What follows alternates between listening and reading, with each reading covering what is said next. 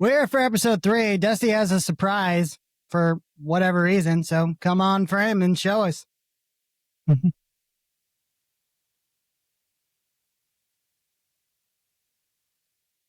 No fucking way.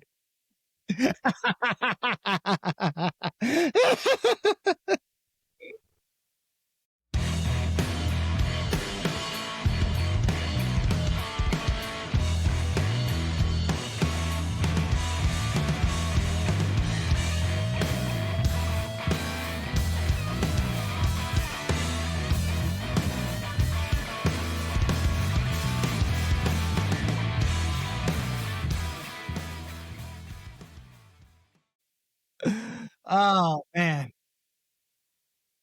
And you got the QR. Damn, dude, you got this shit made. I just made that QR code yesterday, and you got this shit fucking made already. Damn, dude. What do you think? Looks good, dude. Looks good. Oh, fuck yeah. She loves it.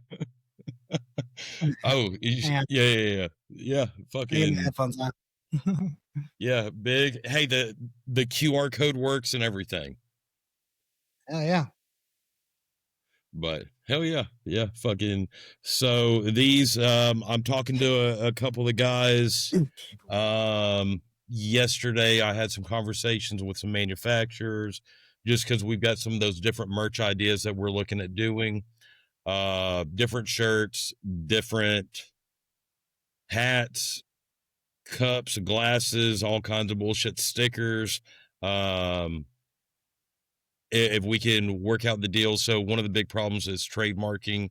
Once we can work out all the trademarking issues, just because some of our ideas we don't want other people to steal. And we'll be set and we'll be good. Everything will go on the website and share the shit around. But yeah. Yeah, I work fast. I fucking work fast. Speaking of work fast and being on the go, man, carnivore diets, fucking all that shit, meat. You know, it's hard for sometimes guys like us to find something to fucking eat on the road, and no free ads. But have you tried the fucking Arby's steak bites? I can't tell you the last time I even fucking ate Arby's.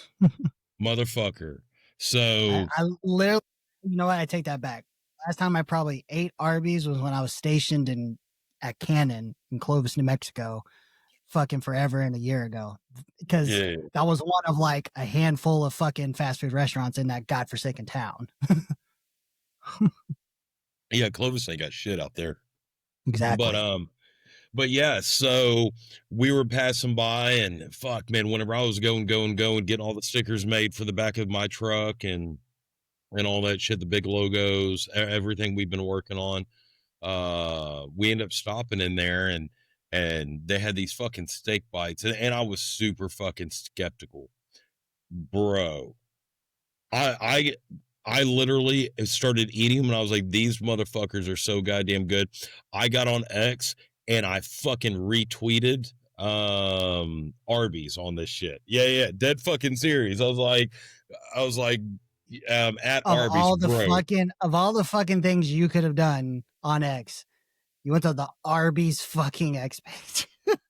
Oh, you fucking right, bro. This shit is legit as fuck. So all you fucking guys out there that are fucking gym rats or fucking on these fucking high protein or carnivore diets and shit like that, bro, easy out. Fucking, they're straight protein, no bullshit in them. Like, seasoned good. It tastes like fucking barbecued steak.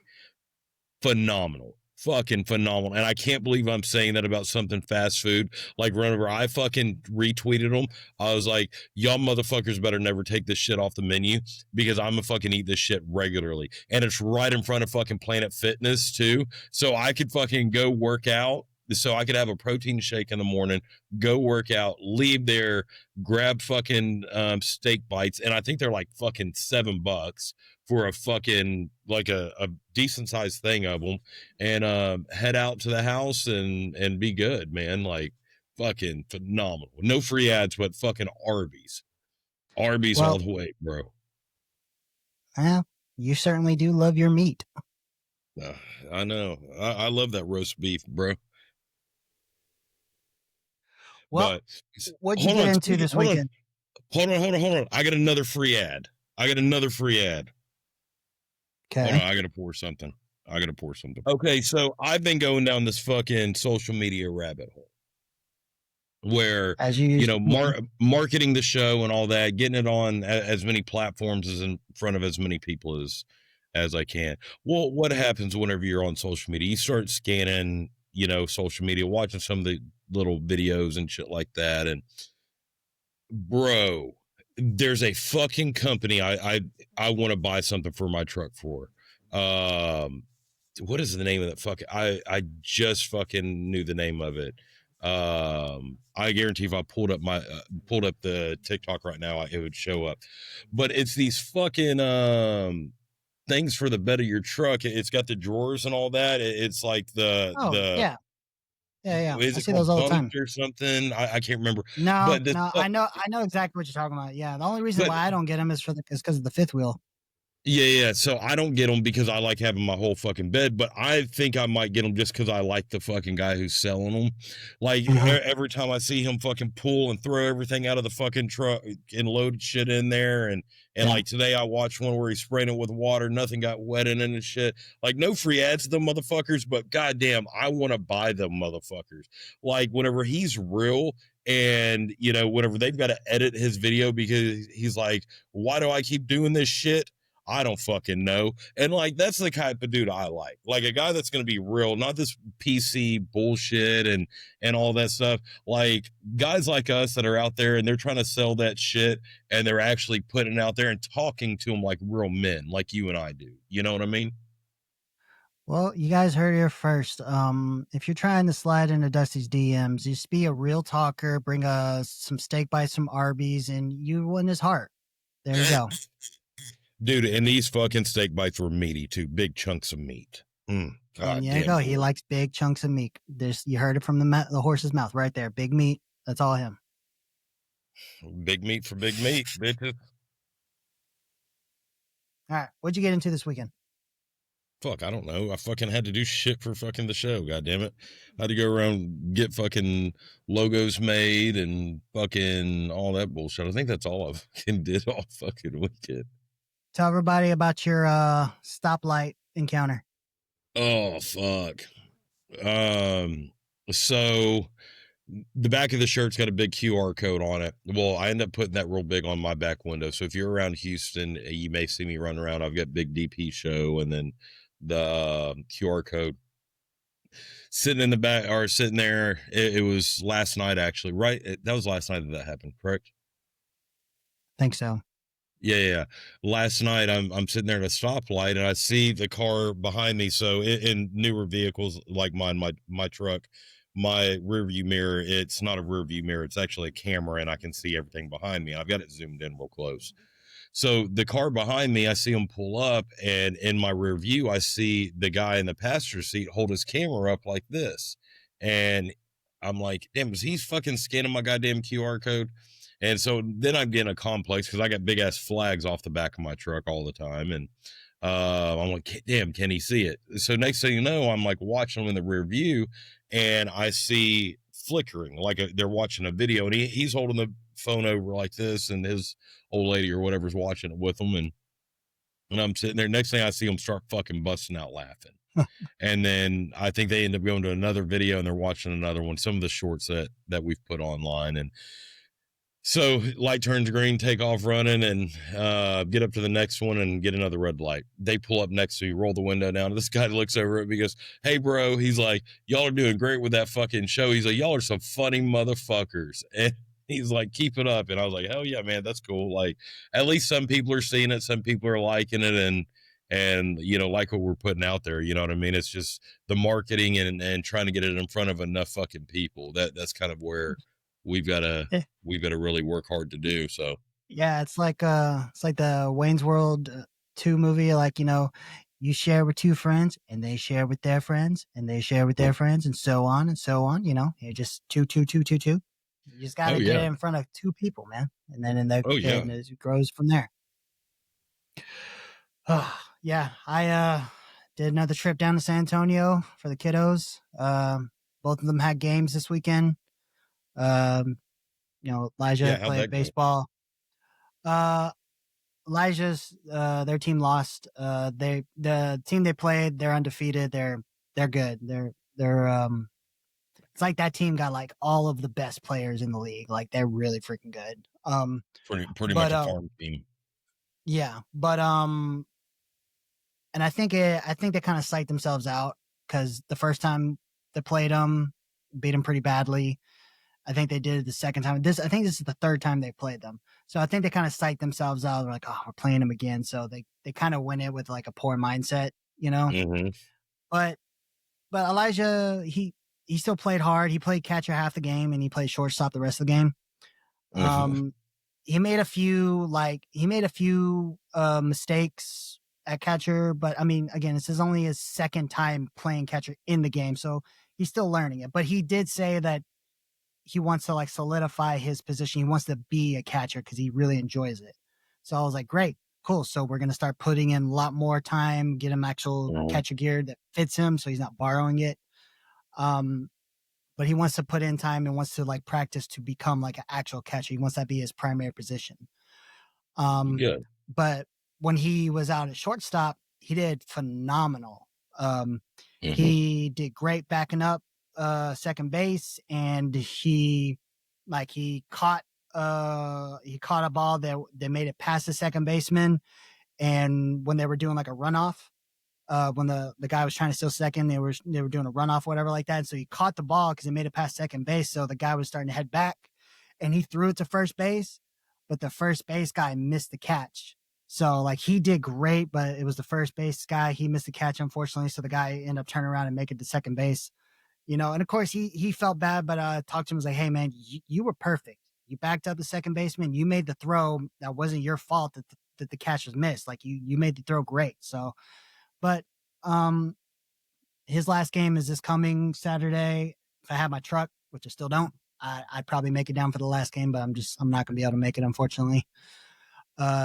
Grace, they won their game. They did really good, and she scored twice. She got 2 walks, but she's doing a lot better. She's still having, I think, a hard time like just really understanding the game, but she's doing good. She's starting to listening to her coach more.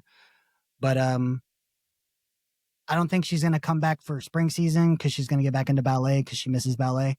I'm just glad that she gave softball a try. This was her idea in the first place.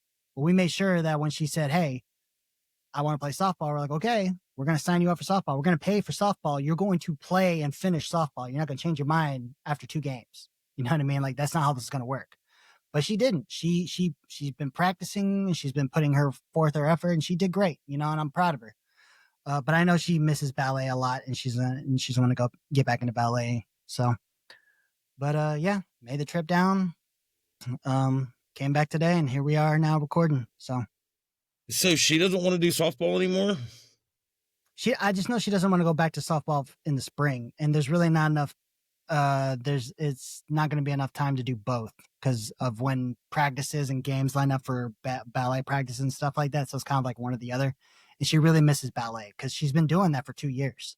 Mm-hmm. And she took a break because she wanted to try softball, and she really misses ballet. So, okay, yeah, man. I think, watching some of those clips over, but we are going to try to get them into, because they're doing online school right now, but the online school has brick and mortar locations because it's charter school. And we're going to try to get them enrolled into a brick and mortar location next school year. And they have softball and baseball there. So we could try. So if she wants to try again, then doing it with school will be easier versus trying to do after school programs and ballet. You know what I mean? Because of the conflicting scheduling. So yeah. So we'll revisit that and see what she thinks. So yeah, just well, I've talked offline about it, just especially if he wants to play catcher, just let me know and I can work with him. Just keep having him do the shit that I already told you to have him do. And hell, I think he'll be great, Yeah, man. Like yeah. he'll do good.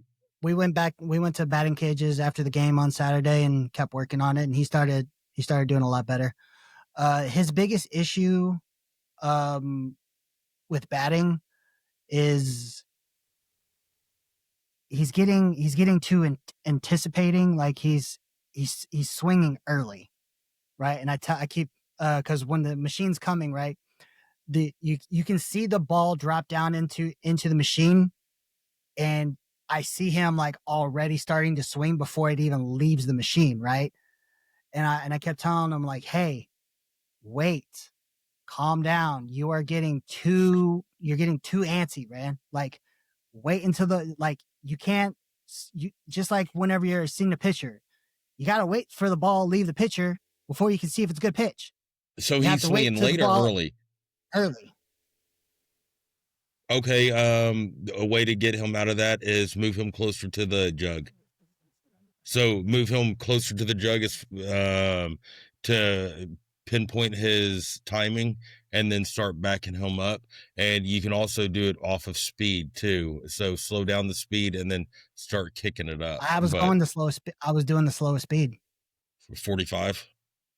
Well, it was slow. It was 40. Oh, it's 40. Yeah, the slow Okay, pitch for it was 40 for there at that okay, spot. okay. I thought But it's 45 almost everyone.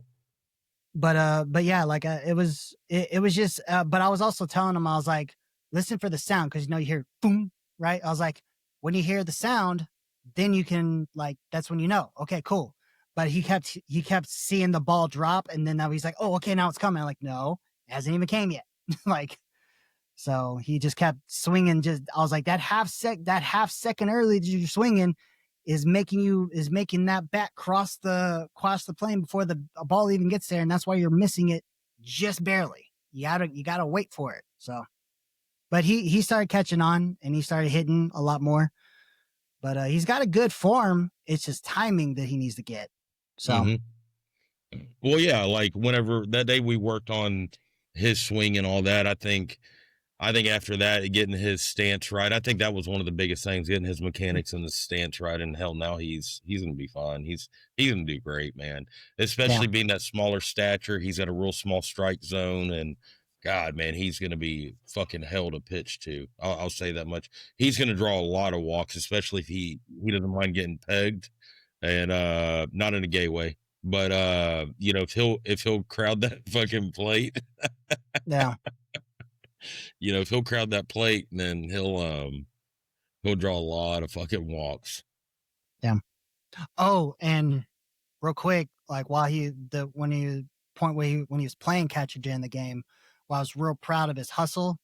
When the ball got past him in the plate, like when with the pitch, like it got behind him, right? Um, fucking twice, he was able to get the ball and come back to get it to the pitcher who was covering it in time to get the out. The guy was stealing home. Really? And then another time when he was covering home with someone coming in, got the ball, boom, tagged, got the guy out. So I was like, hell, I was like, yes, man. Like he was just doing real good. He had that hustle mind into him. And he started, because he said, like, I was watching a lot of clips of pitchers and how they get up and they immediately throw their mask off. I was like, yeah, man, because they can't see and they get a limited range of motion. They got to throw their helmet off so they can see. So he's stripping. So, he already knows. Okay, good, yeah. good. That's good to. He's a lefty, right? Yep. Yeah. Okay. Yeah. So hell no, that's great. Like it's a lot different stripping for a lefty than a righty, because depending on if he's taking his mitt and he's hitting the chin, so the face mask. I don't know what style they're using, but if some use the mitt and pop it, and then some of them will use their throwing hand and pop it. But either which way, depending on if he's wearing a throat protector or not. But hell yeah, man, he's got a throat protector. Yeah. Okay, that's one of the hard things to learn to do properly, because guess what? Someone has a pop-up over you and you don't get that, helmet stripped right. you're never going to see that fucking ball. You're never going to, you know what I mean? So hell yeah, babe. That's awesome. That's one of the hardest things. That, and then his, knee slides and blocks. Those Mhm. are essentially the main things he'll have to learn. You know what I mean? Yeah, Besides that, I think he's going to do fucking great. He's going to do awesome. So yeah, but he's loving it. Like he for the longest time, like he didn't want to do it. He was very scared and nervous, because I mean, catcher's an intimidating position. It's very demanding. But he finally just was like, I'll try. He did one practice and then mhm. played the entire first game as catcher, and he was like, I really liked it. And I was like, I told you, man. Like he kicked ass his first game as a catcher, man. And so I was very, very proud of that. He put it all in there. Well, it's really good for anyone, which I don't know if he's like me or not, but if ADHD, catcher's a great one because there's always something happening and it really Uh-huh. trains your focus in. But yeah, hell, I would just get him out there and just put a bucket of balls in front of him and say, get down in your stance and stand out in the outfield and center field and say, I want you to pop and throw it to you every time. And because he's going to be overthrowing second base, when you're Uh-huh. doing it that way, it's going to cause that extra arm strength so that then whenever you start walking forward to get to that second base, so it's going to help whenever anyone's trying to steal. And then, ultimately, once you're standing on second base, then go down to a knee and hold the glove low. So his target is really low, and Uh-huh. it's real good for that second baseman. Because if he can learn how to throw in a zone low and he can tag that spot every time, it's less movement for that second baseman, and you're more likely to prevent that steal every time. Yeah. So That's the one thing that we're gonna have to work on in the off season arm strength. is his arm strength, because he doesn't right now he doesn't have the arm strength to throw from home all the way to second. But Okay. I mean that's his only thing that we need to work on. He's Um 13, right? He's just yeah, over than D. but Yeah, yeah. he hasn't hit his growth spurt yet. So Yeah. but Get him that and here's get one him that thing. band on a ball. Okay. And here's one thing that I learned. I talked to his mom about it over the weekend a little bit, because he told me a little bit about it over this past week. One of his last games, um, it happened to him twice. The first time, I guess it wasn't very. It was just kind of like a, hey kid, like so it wasn't like a big deal. Two different umpires. The Mhm. first umpire on second base, was the one that be like, hey, kept it a little low key, whatever. So no big deal. The second time was the home plate umpire when Elijah came up to bat, called time, stopped the game in front of fucking everybody out loud, straight to my fucking son, said, how old are you? Because he's short. Trying to make it seem like we have our son out there playing with older kids just for fun, doing age fraud or some shit, embarrassing him in front of everybody. Dude, What I a was just fucking like, turd. oh shit. I was like, you're fucking glad I wasn't there. I would have fucking made that umpire like feel like he was the biggest piece of shit on earth. I'm like, oh yes, we have our 10-year-old son playing with older teenagers. This is such a common thing. We're forcing him to do this. Like, how fucking stupid are you to stop a game and and make this a moment of clarity for some reason, to think that you're some big and powerful fucking point of authority here? Like, go So they can't fuck play up yourself. in that league? No, like, there's different age levels, right? Y- And for Elijah's age level, it's 13 to I think 16 or 13 to 16, right? But like I Yeah. said, he's much, much smaller than Hmm. all of his counterparts in the league, because he just hasn't hit his growth spurt. So yes, he does not measure up to a lot of the other players because he is much smaller. But the Yeah. fucking umpire wanted to make it such a point that he stopped the game while my What a son is at douche. bat to out loud announce, how old are you? Are you old enough to be here? am like, really? Like, that's when you decide to fucking do this and make this like a thing? Like, What a fuck you, fucking dude. douche. Oh Yeah. yeah. Like, I was so little. I was like, oh my God, you're so glad that I wasn't there for that game. I would have fucking tore that dude to shreds. I would have been that parent that got thrown out of a little league game. That's what would have happened. Oh yeah. I can't believe it was an issue. You know, DJ playing football, hell, we had him when he was 6, we had him playing up with 8-year-olds. Like, and he was playing fucking running back. So I don't know why it's an issue to play up. I know you can't play down, but I don't know why they wouldn't be okay with them no matter what age. If you're good and you can play in it and you're busting your ass and you're trying to get better. Look, that's how a lot of these really good kids get better is they play up. They play with kids that are more advanced and so much better than them. You know, it's just, what is a kid willing to do? And God, man, that's crazy. He was such a douchebag, man. He deserves that, get his ass beat.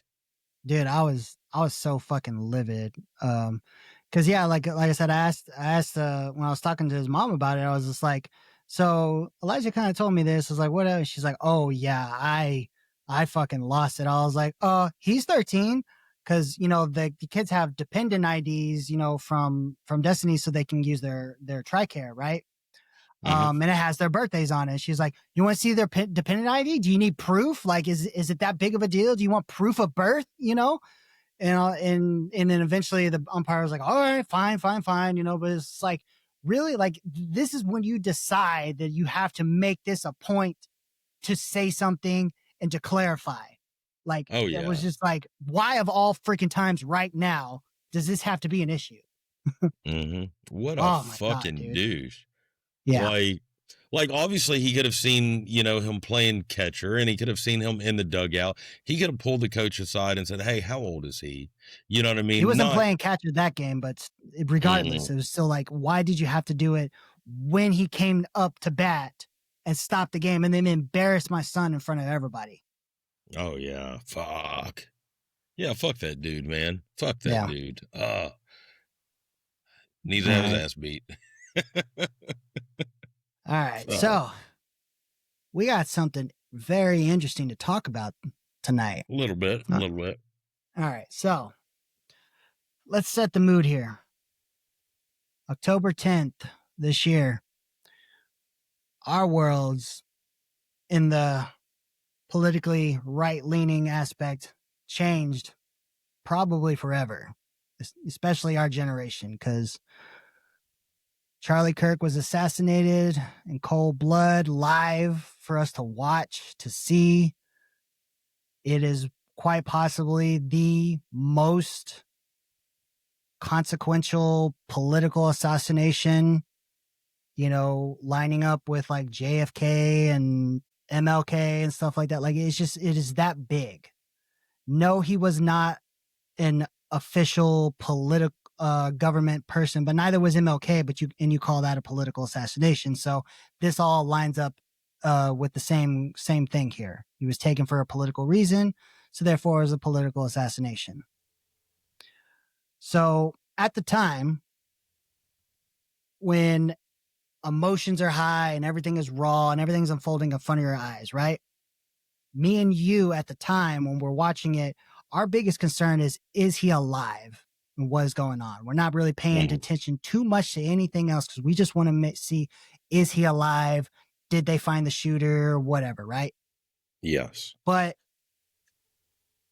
as time goes on a little bit, it didn't take long for many people on the internet, to include you, and shortly after me, once I started letting the emotions kind of run low and, you know, start seeing a little bit more logical and clearly, to see that what they're saying and what they're telling us and what we can even just see, because that's the world we're living in today. Everything is videoed, whether it be from your phone, from 100 million cameras on this campus itself.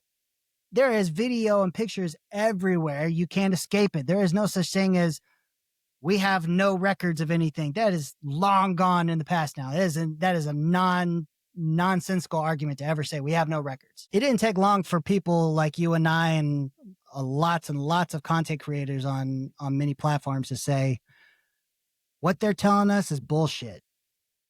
And Absolutely. It really looks like it. Something is wrong, because what they're saying was used to shoot Charlie with a Mauser 30-06 from the specific point that they said it came from. You yourself, I mean, you spent an entire night putting together a damn good presentation showing how that particular rooftop, from that vantage point, there is no line of sight to make that shot. Am I correct? Yeah, so from that Overwatch or Crow's Nest, whatever you want to refer to it as, there would have been no line of sight to target. So any shooter would know that that couldn't have been made. He would have shot through the canvas of the awning that Charlie was under. So there's no way. So whenever you look at the trajectory, the angle, you look at just essentially the LOS, it's essentially not possible for it to come from there. So with Charlie being in the amphitheater style yard, and then at the height of where the um Overwatch was, you're looking at anywhere from 30 to 50 foot at 234 feet away. You can't do it. You just can't see, especially as far back as Charlie was sitting underneath the awning. He was real close to that backdrop. He was closer to the back than he was to the front. You know, maybe in a situation where he would have been closer, you might have had a better viewpoint, but as far back as he was, there's no way that they could have a proper LOS. And LOS is line of sight. Line of sight. Yeah. People who may not know. Okay. Now trying to get this brought up here so I can. And then beyond that, here, let's just go into this on that this thing. So 30-06, whenever you shoot, especially a soft matter target, because of the high velocity of the round and the size of the round, the penetration rate, everything, you're going to blow straight through that target. Number one, it's going to cause a very small entry wound. It's going to cause a pee hole, and it's going to blow out the backside. You're going to have a lot of fragmentation. There's a lot of force, a lot of velocity, and it essentially is going to create a vacuum effect. So it's going to create that small hole here, and whenever it pulls through and blows out the backside, it's going to vacuum. So it's going to tear everything open, and it's going to pull out so much matter. It could essentially, it doesn't mean it would, but it could possibly decapitate someone shooting them in the neck, depending on what round, what velocity, the range, the distance. Oh, hell, you've got some of my stuff up there. These are a couple other things that I came up with and I saw looking at a lot of videos. So it first started as individuals were saying that the sound came from his right. So I started looking at the right. I also started looking at where people up high were looking. They were looking right. Also, from his the sound right, but it would be the people's perspective would be their left, correct? Like the audience, if they're in front, like if they're watching Charlie get shot, it would be their left, be Charlie's right, because he's looking at the audience. So if they are at Charlie's 12, it would be at Charlie's. I'm sorry, it would be if they were at Charlie's 12, then a lot of them actually looked to Charlie's essentially 4 to 5 o'clock. Okay. Which would be about southeast. Okay. Which FBI says the shot came from the northwest. And with that also being said, we have like I said, you looked at this here. And so looking at that, I saw what looked like to me is that's either a shooter up there or that's a spotter. I know that it's going to be small on all y'all's phones, your computers, because I don't like the theory now, doing more research. I wouldn't put it on X to share. Maybe I will. I don't know. but you Yeah, can but see actually, like you I can said, see two silhouettes. this was our first theory that you put together, and that you and I troubleshot through to a different party, right? This was our Mhm. first theory that we put together with the given evidence and the given research that we had available to us at the time, right? Yes, This is yes. this is within the first week of Charlie getting shot. This would have been in the first 2 days that he was Yeah, shot. So my theory was he was the entry point was low on his cranium, so low on his skull in the back right side.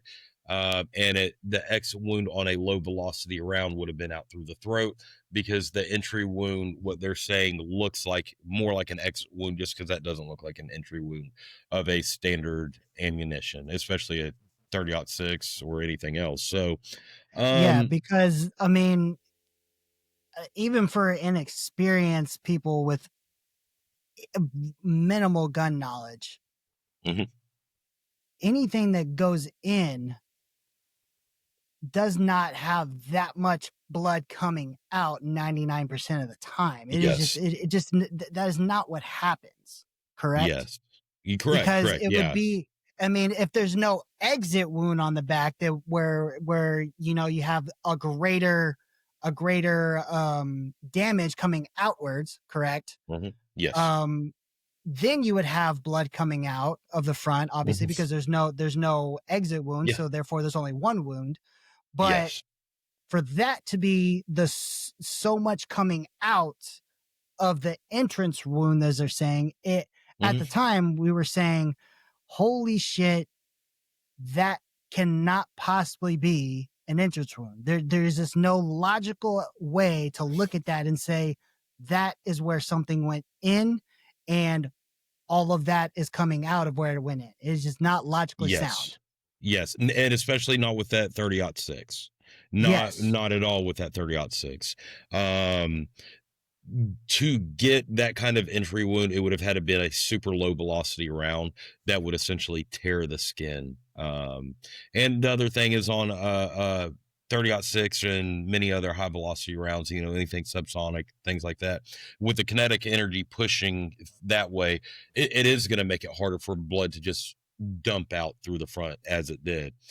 Mhm. Another thing, looking at the video, and I don't think we want to show the videos, but one of the things you see at POC is the kinetic energy looks like it actually forces Charlie forward to the left, where the kinetic energy from a front shot typically would push you back right, because if it came from that angle. So there's some of the issues like that. Also, Charlie had a white backdrop. Obviously, there was no exit wound because there was no Blood. splatter pattern on the white backdrop. So that was another problem, which caused me to think that I think it was a higher probability that he was shot from the rear right, Yeah, from especially with all the his blood 5 or coming 6 out o'clock. forward with no Mhm. splat coming from behind, because it was Yes. all right inside the tent. Mhm. So it made no logical standing to be like, if it's Yes. coming forward with with a 30-06 no less going in, to have it not come out and leave no splatter whatsoever behind Mhm. you in an all white tent Yeah. is is quite unplausible. Like, just unbelievably never heard of. You know what I mean? Like that's magic bullet JFK type stuff. Yes, yes. Which, Okay. you look at some of the JFK files, and now, there's files that are saying that the driver actually reached back with a firearm behind him, pulled the And the trigger, and that, video almost corroborates it, even though it's pretty grainy. Like, you see the driver yeah. turn around. So, okay. So let's go to the next slide here. Okay. So here's the next slide, a little bit closer here, where you see your silhouette still, right? Looking Yep. here.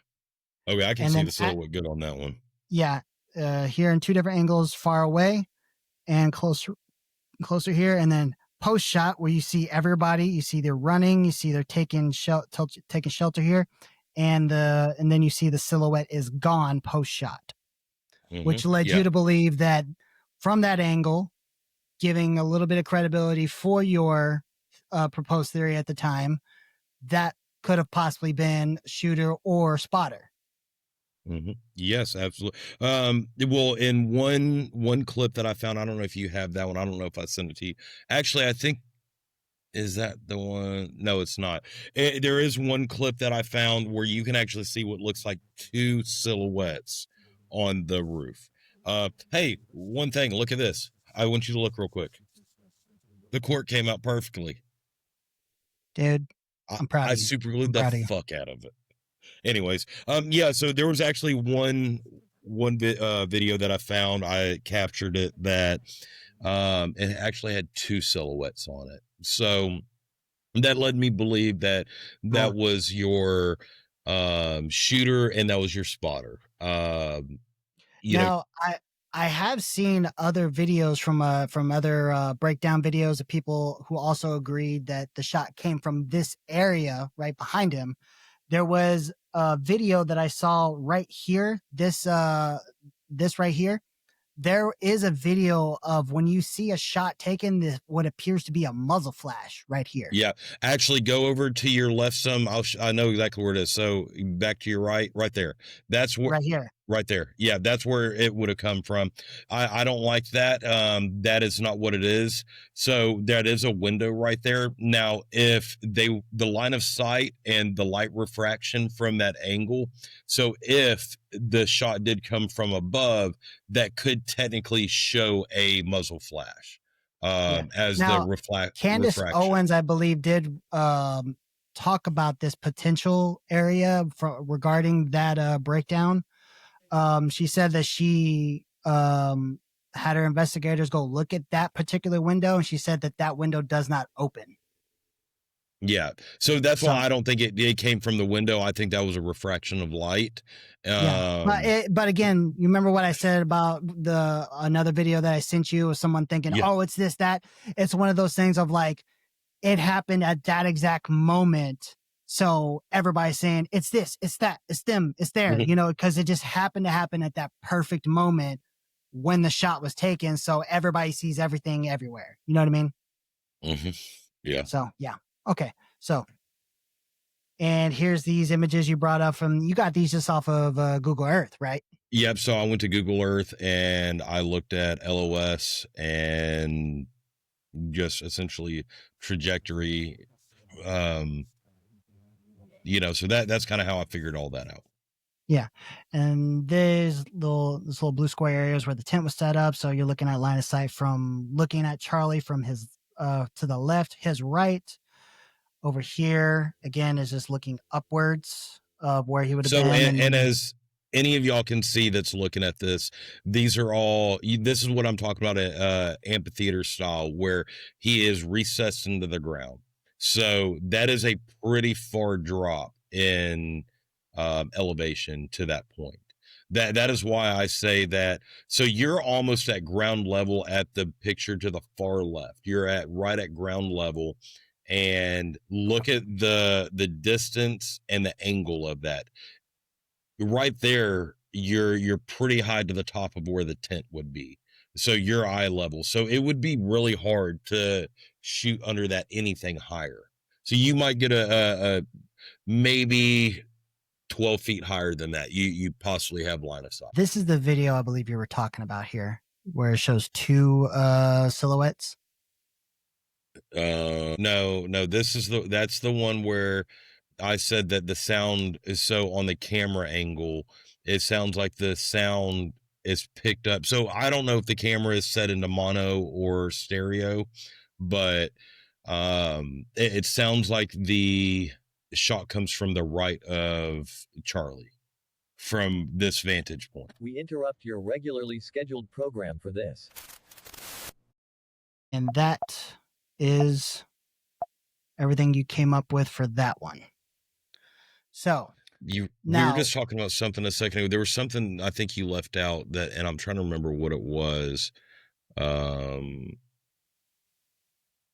Damn shit, I don't remember. There was something else about it that you and I had talked about that I can't remember what it was now. But again, you came up with this theory within about 48 hours, building the whole thing talking about how there's no possible way from the vantage point that they're reporting, especially with the caliber that they're saying. That, I mean, it's just absolute bullshit.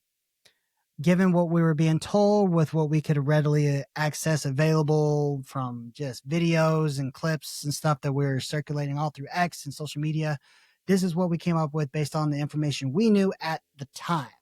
Correct? Yeah. Well, and then there's also the congressman or senator or whatever, whoever that is in the Utah body. Yeah.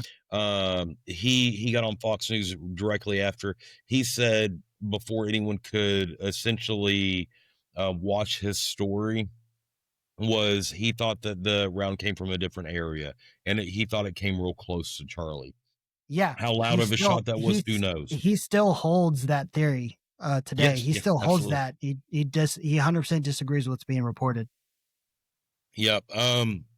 Then you've got that other individual who was interviewed post assassination, that when he was telling where he thought the shot came from, and he had a group of Turning Point staff that rushed him, and essentially, actually, I have an update on that one as well, because Candace talked about that on her podcast as well. So it wasn't actual Turning Point.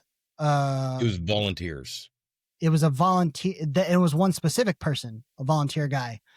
And it was the person who was holding the mic for Charlie that day. Mm-hmm. Like the one who was holding the mic for people to come up. That's like a huge honor for Turning Point chapter people. But yet, for some reason, that specific day was just a volunteer for some other fucking organization that has happened to get that major honor that usually Turning Point chapter members get when they come, you know, he comes to campuses. And he actually went to talk on Fox News that night and the next day, giving firsthand accounts. But he was the one that was actually stopping that fucking kid that was giving, that kid that was giving that firsthand account, he's a Turning Point member. And that volunteer who doesn't work for Turning Point was the one stopping him from giving that fucking interview. Okay. So, I can remember what it was, but I knew there was something like that. But that was really, really weird. That's a weird situation. See. Yep. Yes, this video is the one I was talking about. So this kid right here is an actual Turning Point member, or like not a worker, but like he's a part of the Turning Point chapter, I believe, in UVU area or something like that. But he is officially a part of the Turning Point association. Yeah. Okay. I was standing from probably the third row in the bottom. So he's standing very close, just like the congressman said, very, very close. I heard the shot ring out. I looked to my left, and then I looked over to my right. I saw him slump over in his chair forward. He slumped over. He had blood coming from the left side of his neck down his shirt, and he slumped over, and he was carrying. And this fucking asshole, who is not a part of Turning Point whatsoever, who is just a volunteer with Turning Point at that time, who was the person who was holding the microphone for people who came up to disagree or whatever with Charlie.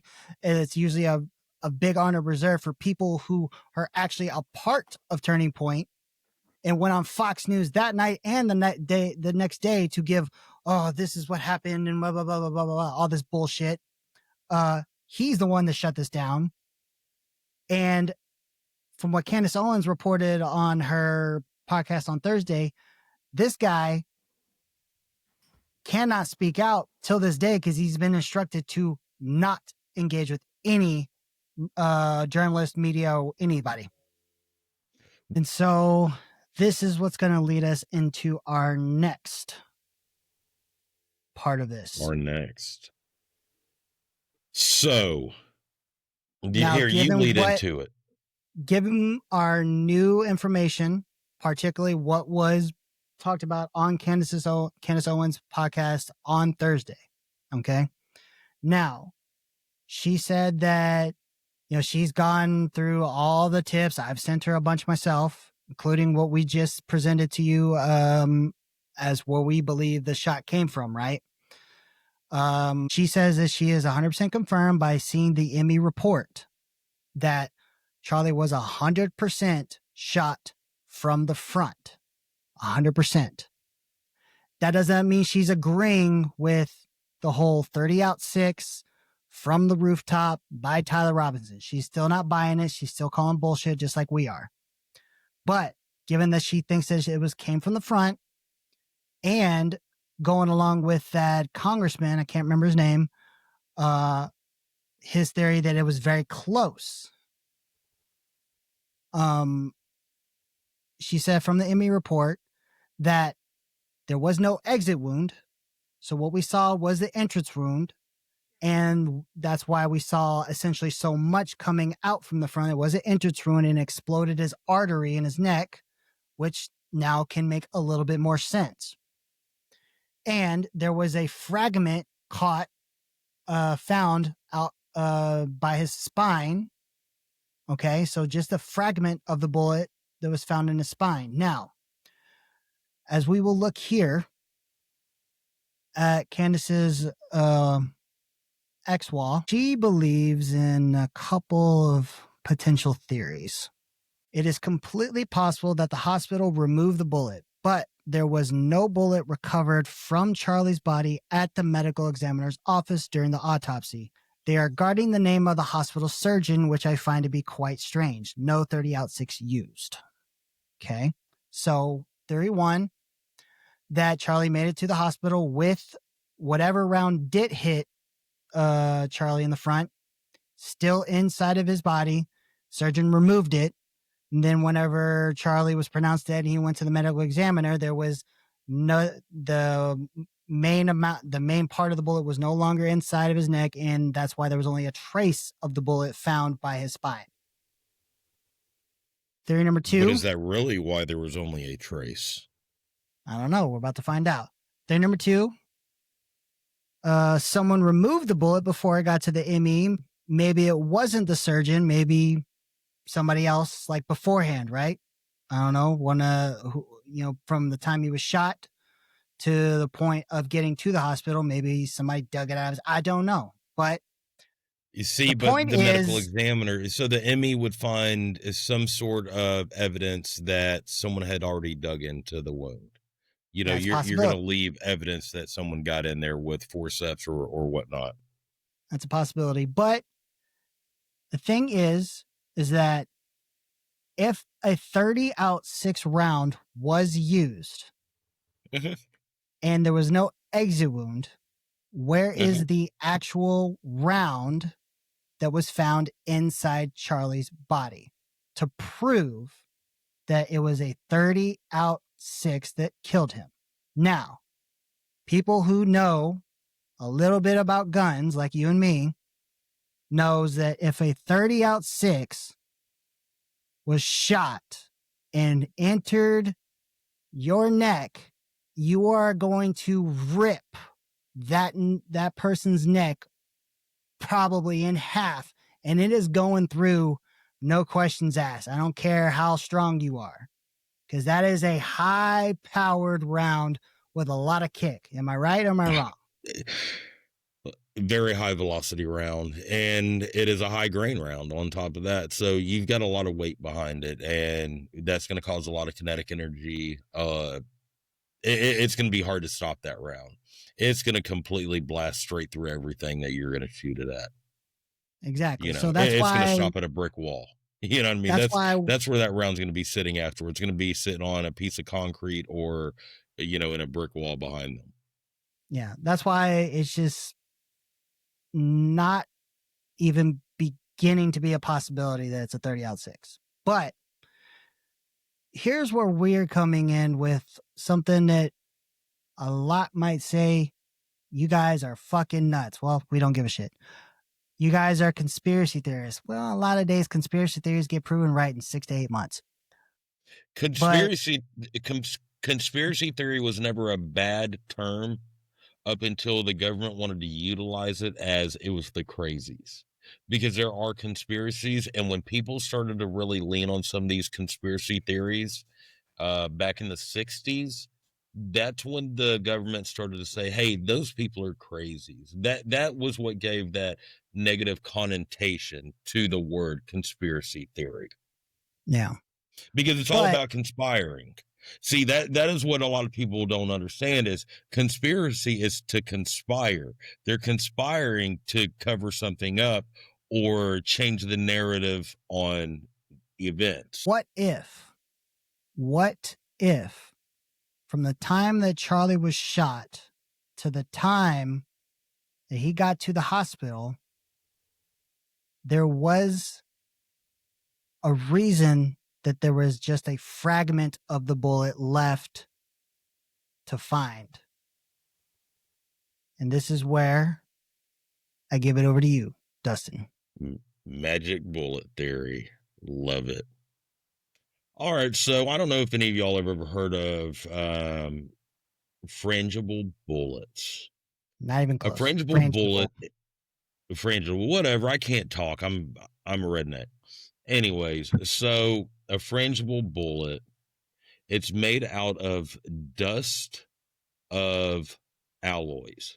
So you take a handful of metals, you pack them real tight together with a binder. There's a lot of different binders you can utilize, and you turn it into a bullet. You put it in your mold, you press your mold, you press it into your casing, and you fire away. So it is a low penetration round. It fragments, it essentially completely tears apart and disintegrates. It does leave some residue and some pieces, and it can leave fragments as well. But it's usually made for shoot houses. Military uses a lot of them, and it's so that you don't have a lot of ricochet. You know, that is one thing that I think that a lot of people are overlooking, that if the shooter or the organization that wanted to get rid of or silence Charlie, they didn't want a whole lot of collateral damage. They wanted to assassinate that one individual, and they wanted to set an example of him by doing it on stage in front of everyone. He could have been assassinated at any given time behind closed doors, or when he was in a vehicle or going to the grocery store or anything. And he was done on public display, when the funny fact about this is it's one of the few times that CNN and other organizations were airing the event. Why is that? Just like in Butler, Pennsylvania. Ooh. Conspiracy theory.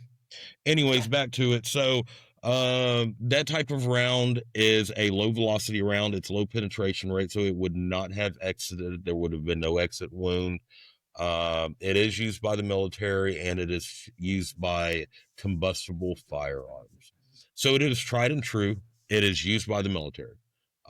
They can be bought at this online. They can buy a lot of ammunition houses. So a lot of gun stores will shoot them, especially if they have an indoor shooting range. You can get them. They're safe to use. They don't mess up your firearm, anything like that. That was one thought process. But now let's go down to the rabbit hole. You already Hang on real dig quick. that shovel? So here's what I found. Some frangible training ammo. Okay. Got like 2.2. You can get them in all rounds, like 223, 380. Yeah. Okay. You're saying that this tip is what's packed the packed dust or whatever? Usually, yes. Those are actually a coated tip. I can see from it's a coated tip, so it would have more of an alloy look to them. They are more of a grayish, and you can see a speckle pattern like the one I showed you. None of those are so those are all pre-coated.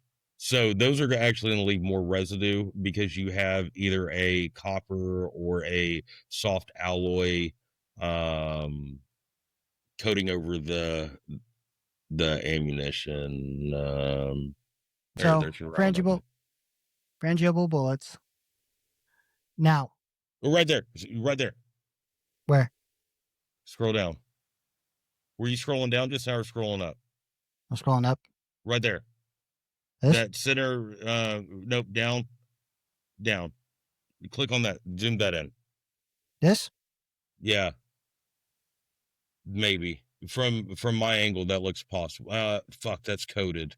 That's got a light coating, but that's closer. This one. This right here. This is exactly what you fucking sent me. Okay, yeah, that's closer. Yeah. So they're very it's closer. It's closer. It's closer. This is exactly what you fucking sent me, you dipshit. Hey, go fuck yourself. But those are very porous, and yeah, they'll break away. It essentially falls apart. Damn it, you made that so painful. Okay, so going forward to the next type of bullet that is the theory that you actually believe is what possibly killed Charlie. Yes, and before I make this statement, I want to just say this. We have a ripcord procedure, and if I am killed or die in any which way, I am safe every day. I don't do anything crazy. I don't drive like I do drive like a retard, but I drive safe and I drive a big fucking truck. That's not going to kill me in an auto action, and I'm not going to myself. So I just want to say that, and we have a ripcord SOP already ready. So have you ever heard of liquid metals? I know we have liquid metals. I mean, aside from like when you melt them down to like forge something, I mean, liquid metals are a metal that has a very low temp threshold melting point. Okay. So metals that are very soft, metals like beryllium, you can make ammunition with those, and those actually have been tried with the military. It is experimental and in the private sector as well, but there's another one. This is the big one, and this is the one that I think it could have possibly been. It's a metal called gallium. It is a very soft metal. A very, very soft metal. The melting point of it is at 83 degrees Fahrenheit. And it will go fully solid. It can be bonded with trace amounts of other alloys for structure. So copper, aluminum, lead, anything such as that. And all you have to do is put trace amounts in it, and it'll keep its structural integrity. But here's the thing, you don't need it. You don't need it to hold its composure and its structure if you can keep it chilled. So if you can keep it below 83 degrees. Hey, can you look up what the temperature of Utah was on the day of the shooting? Okay. Well, so gallium is a chemical element, atomic number 31, melting point, negative 19 degrees Celsius, negative 2 degrees Fahrenheit. Well below freezing. Gallium, element of gallium is a liquid at temperatures greater than 85.57 degrees Fahrenheit. Okay. Melts in a person's hand and normal human body temperature at 98.6. Okay. So that says 85, but I think that they're giving a area of a level of error because typically gallium melts at about 83 degrees. So you might start getting some of that melting sensation at that 85, but really to melt it, you're going to see 83 degrees. So 85 degrees, you might see, like if you hold an M&M in your hand. It's not saying melting, it says liquefy. So. Okay. Yeah. Okay. All right, and so kind of the M&M effect. So you hold an M&M in your hand, and you're going to get some of that smearage. Now, if to fire one of these rounds, you can shoot it from a high velocity round, which you would need something as another bonding agent, such as a lead or a copper or something like that. And it's fine. It'll work. You can shoot it. You're going to actually get some corrosive splatter on that barrel, and it's going to ruin that barrel over time. But you can do it. Low velocity works a lot better. just because you have a lower combustion and temperature index, so you're going to be less likely to melt as fast and tear apart the round. It's got a low penetration on soft targets. So essentially what happens is it will not go all the way through a target. You can shoot a hard target, such as wood, brick, metal, will not penetrate at all. It'll essentially just splatter and go everywhere. You shoot it on a soft target, you're going to penetrate and you're going to get low penetration. It's also on a soft target going to give you what's called a snowflake effect. So everyone sees a snowflake on the pictures of what a snowflake is. It's got the rigid look all over the place. Okay. So the reason it does this, because it's low velocity, and while it's traveling through air, you've got kinetic energy. Kinetic energy is going to have that friction, and it's going to heat up. So it's going to essentially liquefied or partially liquefied while in travel. The shorter the distance, the better, because the limited amount of heat index that can be generated, and it'll hold together better. So I'm what looking up happens the is weather. I'm looking up the weather, and UVU is located specifically in Orem, which I know where that is because when I was stationed in Utah. And this is a little interesting because the temperature for that day says the high was 76 degrees. So that would, I guess, kind of play into your theory to try to help with the structural integrity, correct? Very much so. And the transportation. Yeah. Because the Okay. lows was 56, which I'm guessing would be like early morning, late night. But the high was said to be 76 degrees. So yes. Okay. Okay, perfect. So back to the snowflake effect. So a snowflake, if you ever look at a snowflake, what typically people think they look like, if you're going to hang it onto a Christmas tree or such, or the kids bring home the cutout snowflakes, they're round and they're kind of rigid all the way around. Well, this type of round, because it is not going to hold up its structural integrity very well, what it's going to do is upon contact, it's going to splatter. Okay. And because of the low velocity, it's not just going to straight penetrate through. What it's going to do is it's going to tear the skin. It's going to make a larger opening. It's going to tear everything in it, and it's going to have short travel, very shallow travel. Okay. So then that gets you to your big opening, and it gets you to essentially the type of wound for the entry wound that we saw in the video. Okay. and which could also possibly lead to the artery exploding because of a large entry wound. Exactly. It would have, because it would have broken apart, it would have shattered, and it would have just gone everywhere, and it would have torn everything up.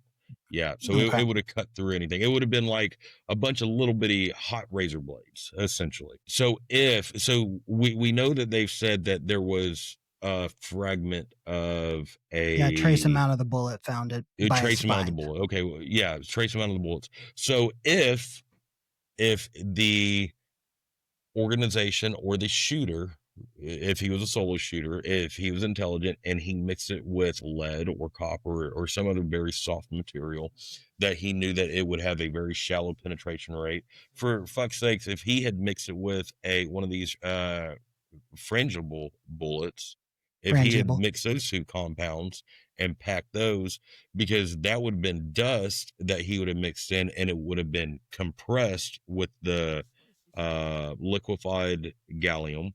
So what that would have done is that could have left a small fragment of the round behind. The rest of the round would not have been left behind, because gallium can also, and it would be, dissolved into the bloodstream. Because if the it was body a temperature being at 98.6 would melt and liquefy the gallium to it would dissolve in completely the liquefy. bloodstream. Yes, and it would dissolve into the bloodstream really quick. Except for whatever trace amounts of other type of metal that they mixed with the bullet to hold its structural integrity, correct? Absolutely, absolutely. So, like, if they had mixed a beryllium with the gallium and made that kind of round, yeah, it would have left trace amounts of the beryllium. If they had mixed it lead, if they had mixed it with copper, anything that they would not have wanted to penetrate all the way through, Charlie. Yeah, that other material, you would have had a trace element of it, and you would have had a fragment of it. So here's the bigger thing about the round. This particular round, it can be fired by a standard combustible or combustion type firearm. So like your regular everyday pistol, right? yeah, everyday pistol, everyday shotgun, everyday rifle, whatever you've got out there, it can be shot with that. It can also be shot with a high-powered spring rifle. So like your high-powered spring BB guns, if you've got a big enough one. So there are some out there that can actually kill a deer that are that high powered. You can shoot it with a compressed air firearm. So that would be your airsoft or a high powered airsoft. Like a paintball type gun? Essentially, you could use a paintball gun. You could use a pellet gun, a compressed air pellet gun. So you could use the CO2 cartridges, or like the old Benjamins where they're pump style. So there's a lot of different ways you can do that. But yeah, absolutely, 100%. Okay. And then kinetic. So there's kinetic is more like a slingshot or something like that. So if you were to have something like a high powered slingshot, you could shoot it. So I don't know if you've seen these guys that are making these handheld slingshots and they're using a cap of a Coke bottle or something, and they're putting some BBs in it. They're pulling it back a pop. So yeah, so at close range, it can be done. And here is the biggest thing about it. It has been and is currently still being tested by the military, by the U.S. military. It's also been tested, utilized, and tested still by other operatives and other organizations, both military and paramilitary. Contractors and stuff like that. Now let's go into a hypothetical story. I'm going to read my hypothetical story just because I want to get all my facts right on this hypothetical story. Okay. Once you wrap your story, then I'm going to ask you a few questions. You want to ask the questions before the story? No, I'd read your story. Then I want to kind of like, ask some clarifying questions and, ask some things about, just the whole process. Okay. All right. So this story, I could be a crime book writer, but it had to be short books because I don't have the attention span for it. Guy shows up, pulls a gun, he gets shot. The end. Yes. Damn, man, I sent you a lot of bullshit. Beryllium, advanced weaponry, beryllium. Hold on, I'm looking. Okay, so here we are. I did text you that, right? Okay, here it is. Let's play some hypotheticals. Whatever the firing device was is sitting in a freezer in one of the dorms or something, or the shooter had a very small cooler or cooling elements such as ice bags or chill packs. The shooter knows that the target is going to come into sight and be stationary. He takes the cold 3D printed firing device that could have looked like anything. And with the amount of technology nowadays and the possibility of technology behind this, it could have been possible to be very accurate in under 50 foot away. He raises it like a camera or such, puts the target in sight, squeezes the firing mechanism, because the device is either spring air, compressed air, or pressurized. It would have had very minimal sound, maybe like a very loud clap. The large projectile would have traveled at a high velocity which high velocity to this compared to high velocity as in a combustible round is completely different. So a low velocity for a standard munition, high velocity for just High moving velocity travel. for eyesight. Yes. The large projectile would travel at a high velocity and partially liquefied during travel because of friction in the air. The projectile would then make contact, having a snowflake effect, and travel a very shallow distance. The projectile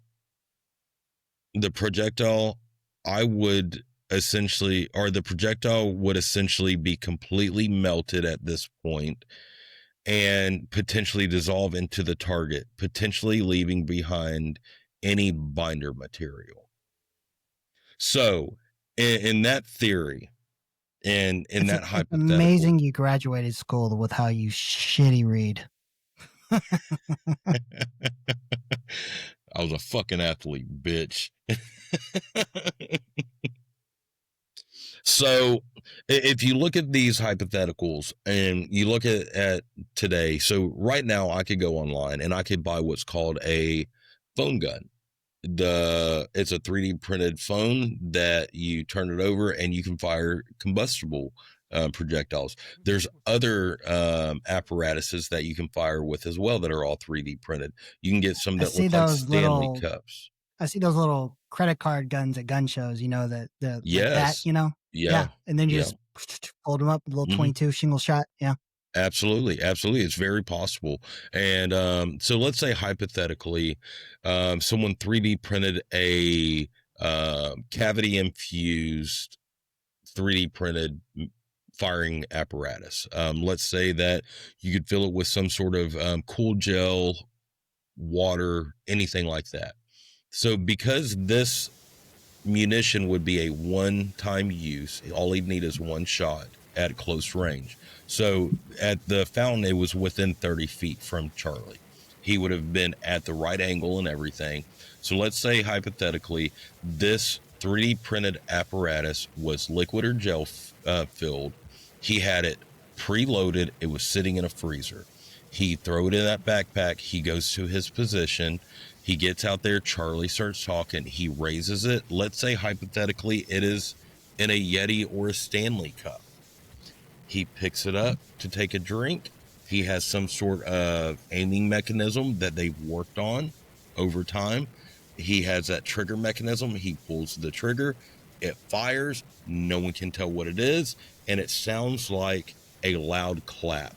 And that being covered up by the louder blank round being fired 234 meters behind. How is that a hypothetical? Is that a pretty good conspiracy theory? That is pretty good. You want to poke some holes in it? Okay. So real quick, I have some experience with blank rounds from my first deployment. Blank rounds and live rounds, they have a pretty distinct notion of how they sound. Now, granted, You're they right. still have still pretty good, sound to them. Like, you still say, hey, that's a gunshot. Does anything about the shot that you heard on that video or any other videos you've seen, right? Granted, you're not there, or does the fact that it was in a recessed area with that echo kind of make it hard to tell? That's going to degrade the sound regardless. So being in that type of venue, you're going to have so much refraction of sound. It's going to be really hard to distinctly tell what it was, where it was. There's so many different variables of that. So that, number one. Number two, everything we're hearing is off of microphones. So it's going to be hard to figure out the sound. So one of the big things that you hear different on the sound of a live munition round is you hear it come out of the muzzle. So you hear it come out of the muzzle, and then you actually hear whenever it makes that contact all in that split second. So it's very hard to tell in the audio. essentially we would have to be there to really hear it and say, hey man, that sounds different. And then Yeah. also, unless you're hearing rounds every day, you don't recognize a difference in that sound. You know, the law I know enforcement they're are, not going to. I'm saying like just from based off of what yeah, we're hearing, which I know is still going to be almost it's so impossible through a hard. phone. So, but Yeah. I just wanted to get your aspect of it. Yeah, So, yeah. Being over the phone, it's so hard to tell the difference. I'd have to hear two shots side by side, you know, mhm. and then say, okay, well, that one sounded a little bit different. That one sounds a little bit more live than that other one. So yeah. Okay. So now let's go to just square one, gallium bullets. Now you Okay. said that as of right now, because the first thing you mentioned, the packed bullets, whatever it was, the Yeah, frangible bullets. frangible. You can buy those online. We just pulled them up. You can buy Yeah, those in a store. Like those are mass mhm, produced thing that is absolutely. widely Uh, used. People can buy them And right those are now. actively they are actively used right now by a lot of Leos in shoot houses as well as military and shoot houses. Yeah. But You point get, being, like, I could go down to the gun shop, buy some right now. yeah, absolutely, 100%. Yeah. Cool. But you said gallium specifically and beryllium, I would assume, if I heard you correctly, but gallium Mhm. specifically, those are in a test phase still when it comes to military, government, and stuff like that. Those are not something you can just buy off the shelf, correct? Correct. You can't buy those off of the shelf. There are some people on the internet that are manufacturing those. The problem is shipping and everything. So those are typically by gun fanatics or um other people that deal a lot with alloys. You can order gallium and beryllium. You can order it in. It is just another alloy. It is a toxic alloy, but you can order it. You would get it shipped in. You'd essentially have all your molds. You would have everything you need to. So you're saying that, like the frangible bullets, we can go buy those right now, but Yes, gallium and beryllium, uh, those aren't public consumption. Those are still in the test phases, only being used yes. by government, military, and stuff like that. So, how are we supposed to move with this theory, believing that, saying, just playing the point of, let's say, there is no government entity involved in this. Let's move with that theory for now. There is no government entity. There is no military affiliation. This is Okay. purely just someone or an organization. There's no government affiliation, but they use this. How do we get there? Okay. So here's how we would get there. We would go down to wherever your sporting goods store is that it sells firearms or ammunition making equipment. So you would get your dies, you would get your casings, everything you need for whichever caliber you want to make. You would buy your gunpowder, everything, and that's even if you're going to utilize them as a combustible projectile. If you're going to use non-combustible projectile, then you don't even need to go that far. So let's take this into two different hypotheticals. If it's off of a combustible projectile, a cool round, so it is not a whole lot of gunpowder is in uh, the brass. So if we're going to make that kind of round, we're going to go down and we'll buy the equipment that we need. We're going to bring it home. You're going to essentially, depending on if you're going to make a all gallium round or if you're going to make a gallium round mixed with a lead or alloy dust, whatever way you want to do it. So then what you're going to do is you're going to get online and you're going to order gallium or you're going to order beryllium or whatever. Let's just say gallium because I think that's the most likely scenario. You're going to order it. It's going to come in. So you're going to heat it all up. You're going to pour it into your mold. You're going to press your mold.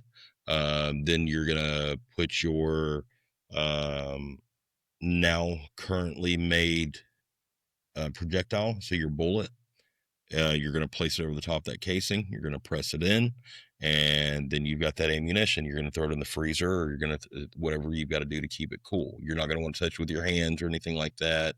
At least the projectile itself. And yeah, you can utilize it that way.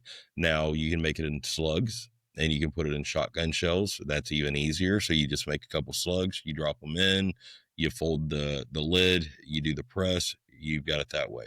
Now, let's say hypothetically it is a non-combustion round. So you're going to use a spring, a kinetic, something such as that. So whatever form you want that projectile to be, you would order in that beryllium or gallium. You would order in whatever other alloys that you want to mix it with. You put it in your mold. You melt it down. You squeeze it. You get it tight, and you put it in that freezer. Whenever you get to a point, whenever you want to put it into, let's say you've got a spring or an air gun, ghost gun, some sort like that. You would actually preload it, and you would put it into a freezer or whatever you want to do to keep it cool. You could keep it in a refrigerator. It doesn't matter what you want to do. And then when you get to a point, you shoot it. So Okay. you can order all these alloys online all day long. How long has Here, let me around? back this up real quick. You can order arsenic online right now. So if you can order arsenic, that is a commonly known poison, you think that you can get a less commonly known alloy that's not typically used in nefarious means? Well, Absolutely, you can. Is denying that. What I'm saying is that since frangible bullets are manufactured and sold publicly, and we're going with what we believe is the gallium bullets that aren't, where do we get these from, and how is this done? That's what I'm saying. So now, how long has, I don't know, gallium bullets been a thing? Like, when was this first kind of hey, check this out, this is what we're thinking about doing, and like, or whatever, like when did this become like a known thing where people started to do this? I don't know. So whenever you look at the government, I don't know, I couldn't find definitive evidence on when it started to be looked at, but I know for a fact on the private market and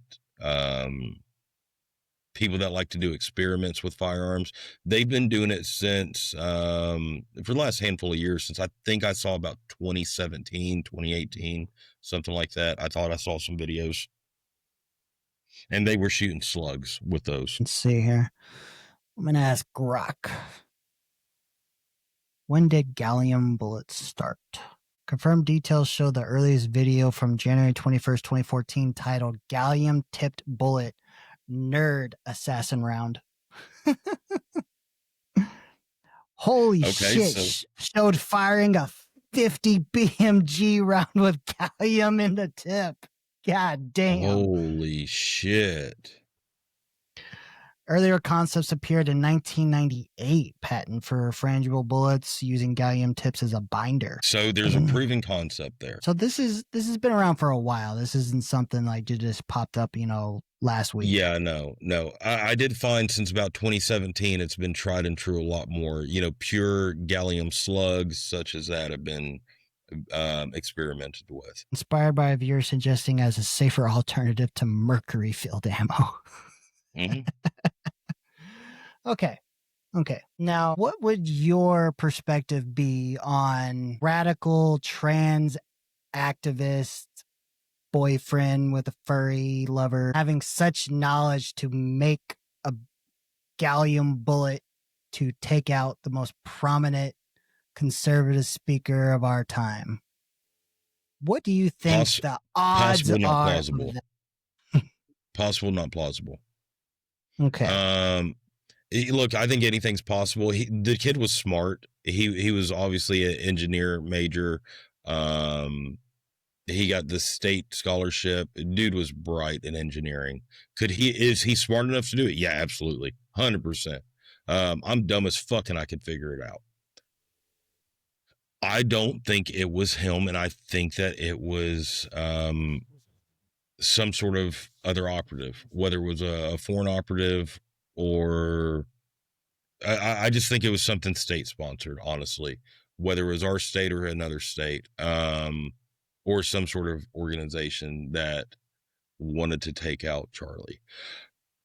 I think that him talking against Mossad, I think that that goes a long way. I think BB and all them being all butthurt that he was getting out there and saying, you know, essentially, I don't like the direction y'all are going.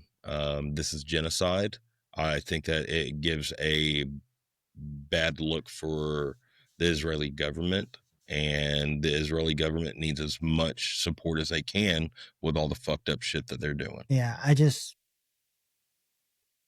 don't know, with everything that one has been reported, and then like, so I can't remember exactly which one, but I watch PBD podcast Monday, Wednesday, Friday when they air, because I love their content, and to me it's most fair and balanced stuff I see, and I just learn so much from it.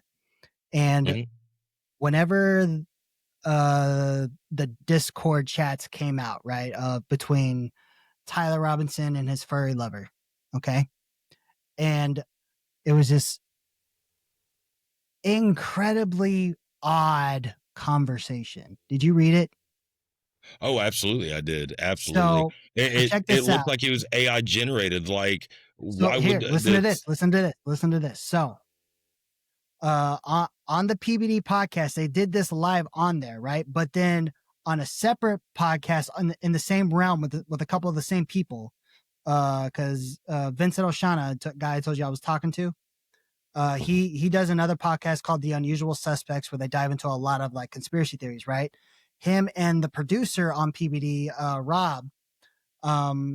So on PBD Live that day, whenever they were covering them, they plugged in all the chats from the Discord to ChatGPT, and ChatGPT analyzed them and said that this looks like an AI generated conversation. Okay. Now, furthermore, on a different podcast about a couple weeks later, when they were referring back to it, Rob, the producer from PBD on Unusual Suspects, he was saying this was the first time that he had ever plugged in the same prompt on two different AIs, on ChatGPT and Grok, and got the same exact fucking answer. Because usually you can get similar, but goes in a little bit different direction, right? Because it's two different AIs.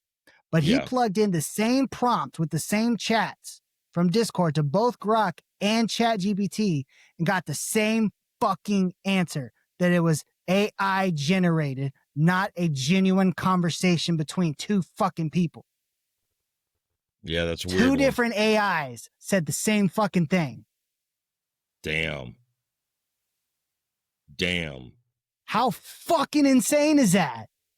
Yeah, shit don't add up. I don't like it. Like I've said before, like I think that there's too much about it, and I think Candace is going in the right direction on trying to find out the right information about it. I just don't think that she's as inept to getting out there and thinking of the more conspiratorial thought processes like someone like you and I are willing to do. And I don't think it's so much as research. I don't think it's so much she's not thinking so much of the conspiratorial, because I brought this up to you earlier when we were talking about it. So there's no question that if anyone's going to figure it out, it's going to be her.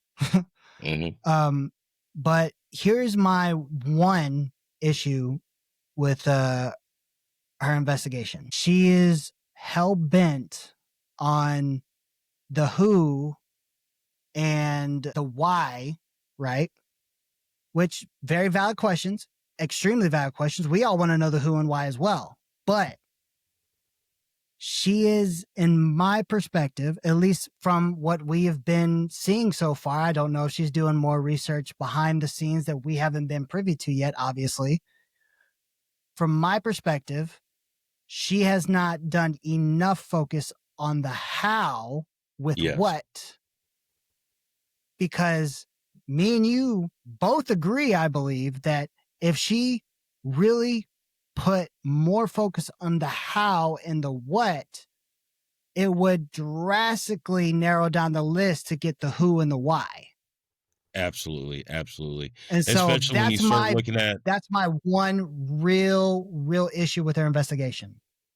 yeah, especially when you start looking at other facts surrounding it of that private jet flying, and they say that, you know, the She really went FAA, into it on her podcast on Thursday. yeah, the She found out FAA some pretty good stuff, allowed them to turn off their flight recorder or whatever, which never fucking happened. No, it's a transponder. Or it may, yeah, okay, they're transponder. I don't remember what it was, but yeah. So yeah, there's just a lot of shit that goes into it that I'm just like, man, that's weird. That doesn't make any sense. That doesn't really follow any narrative that's out there. That it just doesn't make fucking sense, man. But no, that's my theory on the shooter, and I know it's way out there. I've got a lot of different theories, and I don't know why, but, you know, this epiphany happened to me, and, you know, I started doing my digging and my research, and I actually think that, as far conspiratorial as this could be, I think it is the most plausible. And now, given the information that we have privy to us currently now, because again, what we first presented, that was our diehard, this is what we think happened, given the information we had. Now, given the new information we had, this is where we're at now. So, barring some insane revelation of new information that we are not yet privy to, this is the hill we're willing to die on. Absolutely. Look, it's out there. Look, and I know it's out there, and I know it's fucked up, but. And for the record, for anyone, me and Dusty, we would fucking love to be wrong, goddammit. And we will say we're wrong if it comes out and we are proven wrong. We are not above to say we're fucking wrong if we're proven wrong. But I think that there should have been a private investigation. I think a private entity should have stepped in and done a private investigation to coincide whatever the state-funded investigation was. I think that there's just way too much fucked up shit about it. This is too high profile to trust the government. Yeah. Knowing how much the people don't trust the government as it is too high profile to say, we'll leave it up to Kash Patel, which, by the way, I don't trust Kash Patel at all anymore. I was going into this so fucking like happy for a little bit because it felt like we were going to finally, like, I don't know, I guess be okay with the FBI again. Kash Patel has been probably, actually, I'm willing to go on record to say Kash Patel has been the biggest letdown of the entire administration thus far. Yeah. I never had a big hope for Pam Bondi because I didn't know who the fuck she was beforehand.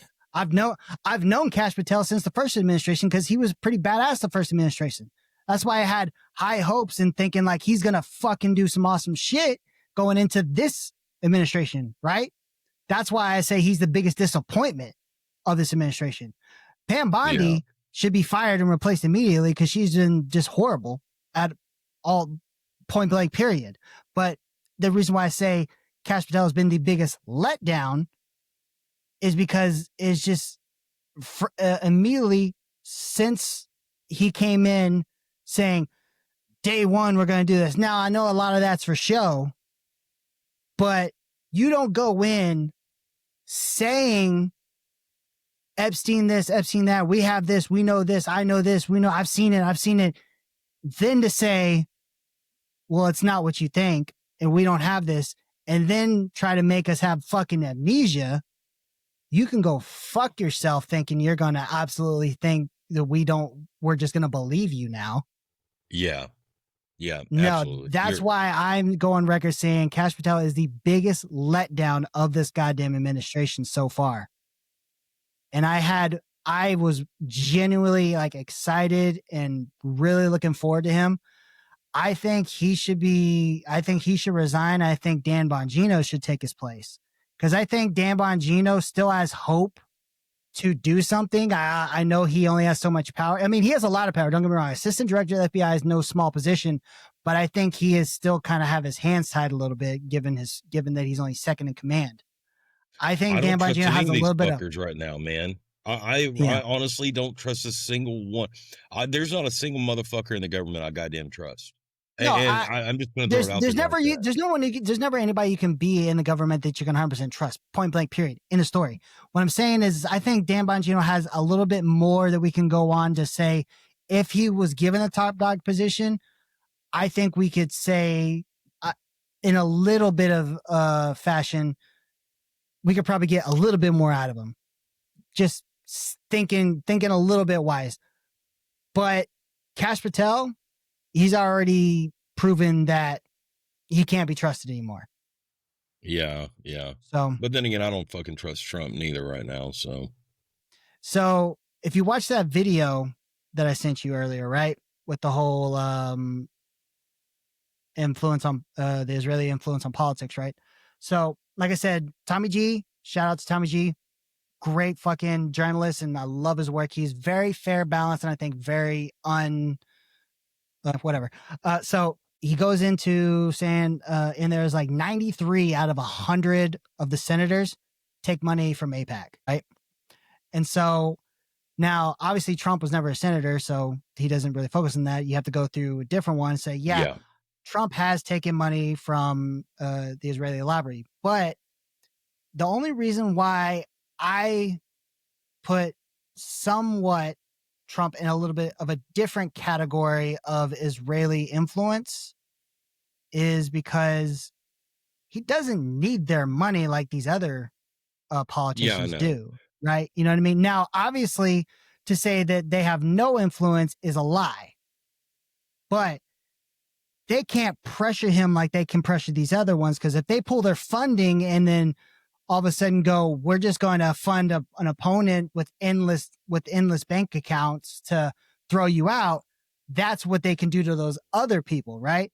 You can't do that to Trump, especially now. The same thing with Trump. Trump has guys that he wants on the ticket in the future. You know what I mean? You can't tell me that he doesn't. I know that, but what I'm saying is why they can't really pressure him the same way. Yeah, but I think why they couldn't, because we're like, okay, pull your funding. He's a billionaire. He can fund himself. You know what I mean? Yeah. But I agree with that. But I think when people say like, oh, he's controlled by the same way. No, I think he genuinely has that partner that he believes as that genuine partnership that he believes is that genuine partnership to support Israel. I don't think he has that same level of actually being pressured and controlled like the other politicians are. That's my belief on it. That's my belief. I agree. Do I agree with the whole lobbying as a whole with no matter who it is? No, I think it should be fucking outlawed. I don't agree with none of that shit. But that's my belief on when it comes to Trump as a singular person, as a politician. Okay, yeah, I got you there. But you got to think that Trump's not going to go too far against, just because number one, him and fucking Bibi are both on each other's dicks. And second to that is Trump wants his boys to get into politics. He's got friends he wants in politics. Like, he's not going to want any of them to go against fucking Vance. Or I'm sorry, not Vance, against Mossad. You know what I mean? Like, Mossad is going to get in there and they're going to put so much fucking money at someone. And you know how they are, the Jewish are, is they're very much into the media. They're very much into networks. And it's easy to snuff out a politician whenever they're not getting the airtime they need, or the airtime whenever it should be played where they're going to get the most viewership. They're not going to get the support from Fox or MSNBC or CNN, or, there's going to be too much oppositional force on these networks and such. So no, like I think that he can be partially controlled by them. For fuck's sakes, look, they're putting a Trump Tower over there. Like, Fuck. But Fuck. but as we said in the last episode, we're not anti-Jew, anti-Semite. You know, we respect the Jewish people and the right for Israel. It's like with our own government and any government, it's The Israeli government. government that we always have issues because we should trust no government because no government is to be trusted, period. Yeah. Yeah. Whether it's our own or theirs or anybody's, period. We trust no fucking government at all because the government never has your best interest at heart. No matter what they say, never trust the government. So that is where we Right there with stand. you. We're there for people at all times, whether you're Jewish, Palestinian, American, I don't care who you are. We are there for people. Fuck the government. Good. Well, fuck, we haven't done a single would you rather today. Well, let's wrap it up then. Who would you rather giving a Blumpkin, ATM, or Dirty Sanchez? Worded very weird. So give me some clarification on what you're asking. Hey, Because we want a three-way on this. We're giving a three-way choice on this. Okay. Blumpkin. So you're saying Dirty like me giving the Blumpkin? Is that what you're you asking? giving the Blumpkin? Okay. Yes. ATM or Dirty Sanchez? ATM. You didn't specify. I do that all the time to my wife. So You bitch. You bitch. You didn't specify. That's what you get, bitch. You getting fucked in the ass and then have to suck the dick, god damn it, or Dirty Sanchez. But I'm talking about like after Taco Bell, Dirty Sanchez. Wait, hang on. Just because it's been a minute. Remind me really quick, Dirty Sanchez. I'm having trouble. Remind me what it is. So essentially you get fucked in the ass and then they pull their dick out and they wipe their dick across right underneath your nose. I'll give you like a little Hitler. Yeah. Why'd you fucking motherfucker? We were just talking about Jews. You can't say Hitler. We were talking about Jews. So you're either sucking dick while someone's taking a shit. You get fucked in the ass and have to suck their dick. Or you get fucked in the ass and they fucking, after you ate Taco Bell and you got that nasty ass fucking Taco Bell shits and they wipe it underneath your fucking, across your. Essentially doing ATM again. Not exactly. ATM is you're sucking it, but I know what Dirty it is. Sanchez. Damn. Way to end it on a shitty note. A very shitty note. I guess I would just go with the Blumpkin because there would be no shit on the dick. But you get pink eye. I think you get pink eye from all of them. No. I think you most likely get pink eye from that one. No, because the ass would be containing the poop particles in the toilet. But if you get your legs spread, it's going to come up the fucking middle. The dick comes up, you close the legs underneath and you keep it under. You're like, no. I've never shit with my legs together. Like, you don't have to worry about that. You make sure it happens. Oh, whatever. I'm controlling the situation, damn it. Fine. Then you can't control this one. Fuck you. I did already. Would you rather hook up with Jeffree Star or Milo? You're the bottom. I'm going to change it up. I'm going to pick Milo. I like his views. But don't they pretty much both have the same views? Milo's just a little bit more rougher. I can see him being a rougher lover. Yeah, but he likes black guys. Yeah. Dude, I can't wait to see Milo. What if he's got a blown out asshole? He has a black fiance, so. I thought he's straight now. That was a gimmick. Oh, fuck, whatever. All right. Hey, y'all, this has been long. We had fucking goddamn multiple topics we wanted to talk about, but this went way fucking long. Like, share. Comment, subscribe. After he gets done with his funeral later, I'll make sure to take pictures. Motherfucker, I couldn't breathe there. Yeah. Hey, any of y'all that have been sharing that, all that bullshit, liking us on TikTok, we really appreciate it. We're on Facebook, we're on X, Facebook, Instagram, IG, TikTok, Threads, and we're on Threads. Yeah, I got us on Threads the other day. the other night. Oh, you didn't mention It was that. like 5 in the morning. I would have put it on Linktree. You didn't mention that. I know it was after the fact. It was like 5 a.m. and I'm fucking sitting there editing shorts and shit like that and posting them. And yeah, so there was that. I saw they allowed me to get on it, and yeah, so I did. But yeah, thank y'all for all that shit. You know, obviously we're starting to come out with some merch and shit like that. Hell, hopefully I have it on the website soon. You can look at some of the clips on the website, some of the shorts. We've got some other podcasts that are going to follow under double penetration entertainment. We'll do some clips on there where y'all can actually look at some of the other ones that you might like. And yeah, hell yeah, man. I really appreciate y'all. We both do. We love y'all. And every little bit of support that we can get from y'all. Thank y'all. It is fucking kick ass. And Texas forever, motherfuckers. Texas forever.